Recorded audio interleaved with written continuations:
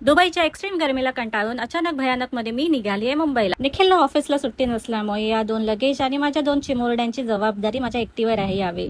हेच कमी नव्हतं, त्यात मला अचानक कळलं की आमची फ्लाईट 2 तास डिले झाली आहे. मग काय, टाइम स्पेंड करण्यासाठी आम्ही मॅकडॉनल्ड्स मामाच्या दुकानातून बर्गर घेतलाय आणि ॲज युज्युअल नव्या ती आनंदाने खाते. असाच टाइमपास करता करता 2 तास कधी गेले कळलंच नाही.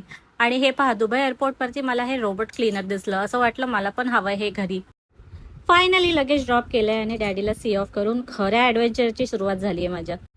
ड्युटी फ्री मध्ये एंटर करताच आर्याला भेटलं आहे भला मोठा लॉलीपॉप आणि त्याला बघून ती खूप एक्सायटेड झालेली. दुबई गव्हर्नमेंटने प्रोव्हाइड केलेल्या फॅसिलिटी इतक्या टॉप नॉच आहेत की मला जराही स्ट्रेस फील झाला नाही मुलींसोबत एकटं ट्रॅव्हल करताना.